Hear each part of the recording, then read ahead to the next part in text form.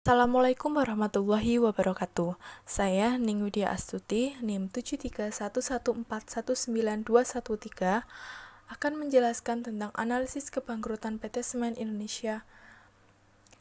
Profil perusahaan PT Semen Indonesia Persero Tbk.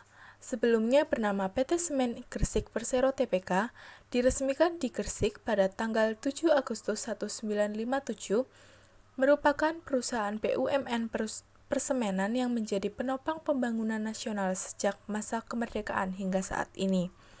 PT Semen Indonesia Persero Tbk merupakan strategic holding company yang memayungi anak usaha di bidang produsen semen, non-semen, dan jasa di seluruh Indonesia. Data yang diambil dari laporan keuangan PT Semen Indonesia Persero Tbk pada 3 tahun berturut-turut menghasilkan pada tahun 2018 menghasilkan ZI 1,191180,428, pada tahun 2019 menghasilkan hasil 1,197728,186, dan pada tahun 2020 menghasilkan hasil 1,8450999135. Berikut adalah grafik C-score analisisnya.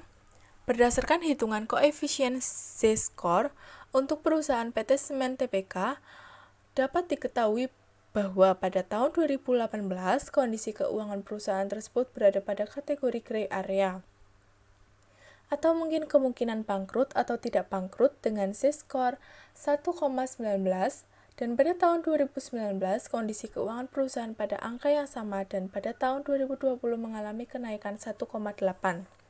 Berdasarkan analisis di atas, kondisi perusahaan berada pada area ambigu atau berada ke dalam gray area. Tidak dapat ditentukan apakah perusahaan sehat ataupun akan mengalami kebangkrutan. Kesimpulannya, pada situasi ini, perusahaan harus mengambil langkah untuk mengantisipasi masalah agar dapat memaksimalkan kinerja keuangannya untuk memaksimalkan laba yang maksimal. PT Semen Indonesia Persero Tbk, C-score pada tahun 2018 menunjukkan dalam kategori gray area hingga tahun 2019 dan 2020. Masih tetap pada kategori gray area. Pada kondisi ini, ada kemungkinan perusahaan bangkrut atau tidak.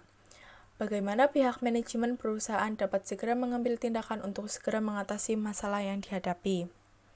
Sarannya, bagi investor harus tetap memperhatikan kondisi keuangan perusahaan secara keseluruhan, tidak hanya mengandalkan indikator kinerja keuangan dalam analisis pengambilan keputusan.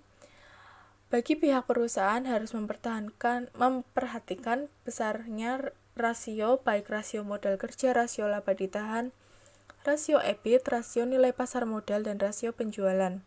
Hal tersebut menunjukkan besar kecilnya nilai rasio akan memberi gambaran mengenai keberlangsungan kinerja keuangan perusahaan di masa yang akan datang. Terima kasih. Wassalamualaikum warahmatullahi wabarakatuh.